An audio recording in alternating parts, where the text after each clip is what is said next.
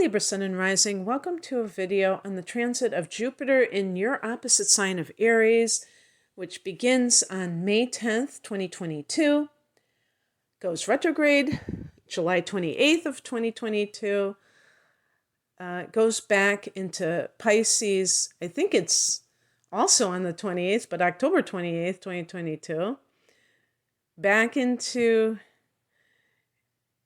back direct on November 23rd, 2022, and then back into Aries on December 20th, 2022. I'm saying this now because I don't want to forget. I forgot in the last video that I did.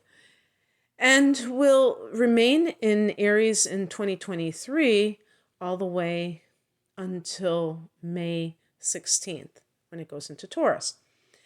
So for Libra, this is your 7th house of committed partnership. Now, this is a general reading. When it goes into that 7th house will differ from person to person. If you would like me to look at your chart, I have different readings available for that. You can click on the link below, and I would be happy to give you some important transits of the upcoming year and also analyze your chart.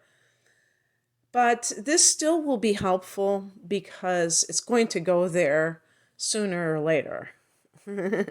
It's a guarantee. So this is in the 7th house. Now, the 7th house is the house that Libra rules. So you have a special affinity with the 7th house. But this is the house that opposes you. So the opposition is going to be a very interesting situation because it can mean that relationships are really going to take center stage. And this can be a very important period for somebody who is single because you might find your life partner. But even if you are with someone, you can find out more about yourself during this time, because when there's an opposition, it's forcing you, I'd call it that, to look at how you are contributing to the situation. So, when people say, oh, I'm always getting involved in relationships where people are taking and they're not giving, and they're very controlling, and, you can come up with these stories about what's happening. But when you really analyze the situation, you might be surprised to find out that something else is also going on. And not to say that none of that is true, but you might find out that you are too acquiescent. This can be very true for the sign of Libra. Even Libra rising can have a lot of those same tendencies of going along to get along, and then, complaining that, or feeling, maybe you don't even complain because you don't want to be not nice. But you might have like that passive aggression going on underneath the surface where you are resentful that somebody is always getting their way in a relationship. And it doesn't always have to be a marital partner or the equivalent of that, like a serious romantic relationship. It can be a close friend. It can be a colleague. If it's like a work situation, I would say especially like a business partner where you are doing all of the heavy lifting and you may feel resentful that the other person is skating by and getting all the glory or something like that. So you have to really look at yourself, and this can be a great time for that because it can help you in these relationships. Libra is a very social sign. So, I mean, if you look at your natal chart and your sun in Libra is in the 12th house, you may really love your solitude. But I think in general, Libra people like to socialize, and so where there's people, there can be problems, right? So it's always helpful to know how to navigate these relationships. And a person that you are with, you can gain through that person. So, for instance, if somebody has their natal Jupiter in the seventh house, it can point to gaining financially through their partner, through marriage. When I say partner, it doesn't have to be legal marriage, but a live-in situation. But marriage enhances that because there are legal kind of protections that allow you to have ownership of like the money and stuff like that you might not be able to do so otherwise. But I'm just saying, when I say marriage, I mean committed partnership. And so you may gain, maybe your partner gets a big raise or an inheritance, and you gain from that. But I mean, if you have in your natal chart, that can happen throughout your marriage, is that you gain from what they have. Maybe they have a higher status in society and you get to hobnob with the A-list or something, that kind of thing. And this is the house of legal matters. So if you have anything on the docket, pardon the pun, or actually literally, you could see that is favorable to you, the outcome. And anything, actually, seventh house can be any kind of mediation, negotiation can go your way. You can benefit. If there is some kind of partnership, usually if we're not talking about romantic partnership, we're talking about a business partnership. So let's say you're a lawyer. That is not out of the question when we're talking about Libra people. They tend to be, paralegals, lawyers. You might go into a partnership, a legal partnership with somebody. Is that what they call it? There's a word. We're partners in law partners, And so you share an office space or whatever. I don't know how it works, but you might. Or any kind of business partnership. So this is also the area of public relations. So the way that it's actually kind of new to me, this area. I didn't really know. And I always knew that the 10th house was the house of public reputation. So to me, that would be public relations, but it's not. And I think how I would differentiate the two is that the 10th house is the status that you attain through your career, through what you're doing to accomplish your goals. The 7th house is the schmoozing, well, I don't know if schmoozing, but the way that you promote yourself to get what you want. So these two areas can work in tandem, and they're both angular houses, the 7th and the 10th house, along with the 1st and the 4th, of course. But I could see the 7th house affecting the 10th house for sure. So this can be a time when you're able to get that approval that you're looking for from the public. Before I continue, I want to give a shout out to cafeastrology.com. They've been really helpful with these attributes or aspects of each house transit with Jupiter and other things that I've consulted them on. And they describe it as winning public approval. And so that's how I guess it plays out.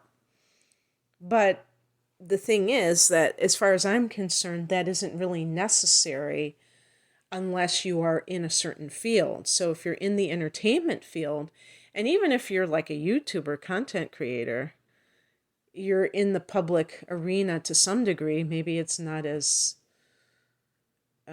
big a deal, but it still is out there. And that can be helpful if you're trying to get new followers on social media, for instance. And of course, if you're not just doing it as a hobby, then it can affect your income level even. So that can be good too. Or maybe you want to start doing it and you just click with the public right away. A lot of Libra people and Libra rising, this is the cusp of your first house. So, this is the body. You might be like very attractive. And people who are attractive can get really far just on the basis of their looks on social media. I really shouldn't say that though, because if you're boring as hell and you're physically attractive, I don't think that's going to fly too much. You have to have something going on upstairs, and I think a lot of Libra people do have things going on upstairs, so that's good. Let's see, what else? Yeah, and what they mention is that if you do have a partnership, sometimes you can get that partnership dissolved. It's kaput. But because it hasn't been a good relationship, that is also a benefit to your life. So Libra might, regardless of the status of the relationship, feel a sense of loss if they get divorced, for instance. Even if they're the one who initiates it, they may feel like they failed because that's your expertise. That's your domain is the seventh house of committed partnership. Well, you got to have that committed part, right? But it obviously wasn't the right thing. So that is not a failure because the only failure was one in judgment at the beginning. Or maybe it was good at the beginning and it ran its course.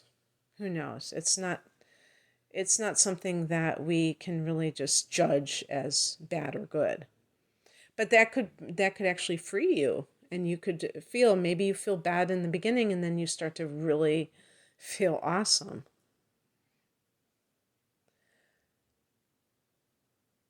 This is another thing I'm going to read verbatim that has to do with public relations. It says, good publicity may come your way. If your work takes you before the public, you can safely expect popularity.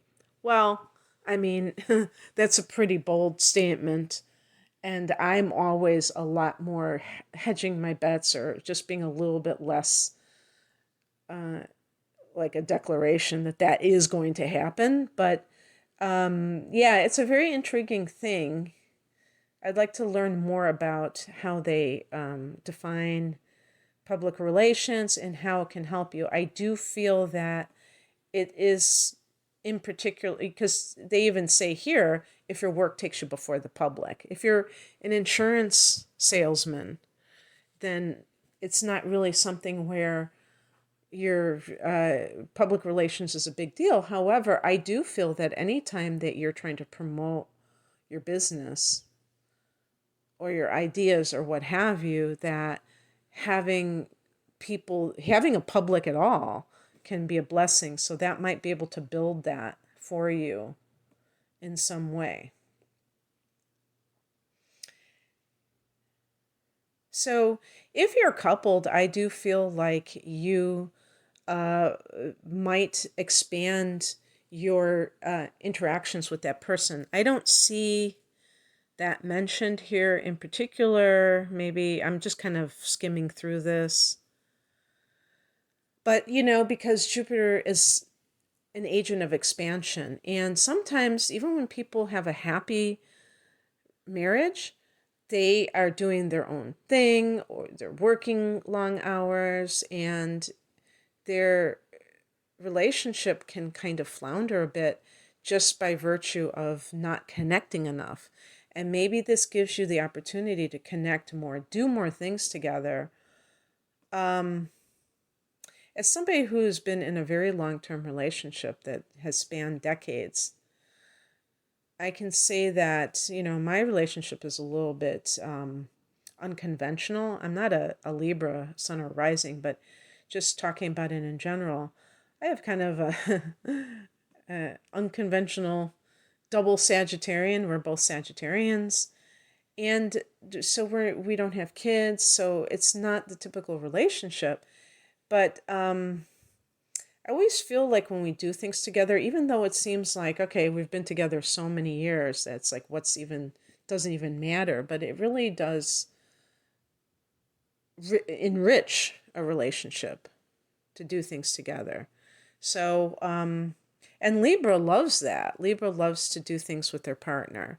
So if you have found that for whatever reason you haven't been able to do things with your partner, this may afford you the opportunity at this time. And like I said, if you're single, this might be the time when you meet somebody that is very significant in your life. The person could actually be from a different country because Jupiter rules the ninth house of foreign travel. Maybe you meet this person while you are traveling, but they might be from a different race, a different culture, ethnicity, whatever. And that happens to be your soulmate. So, in any case, that's what I have for you, Libra. I hope that this resonated. If you would like a private reading, I'm promoting my double readings because when people are ordering astrology readings that have to do with both chart analysis and transits, I am no longer doing like a combo reading that's an hour long.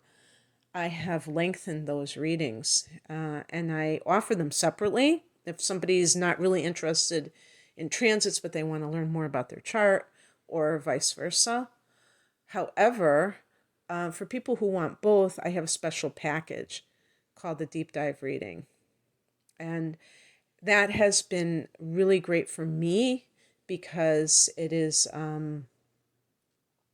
it gives me more time. I was always going overtime, and that wasn't really fair to me, but I didn't want to be too incomplete to somebody else. It really mattered to me to give a good, to give astrology the best reputation it deserves.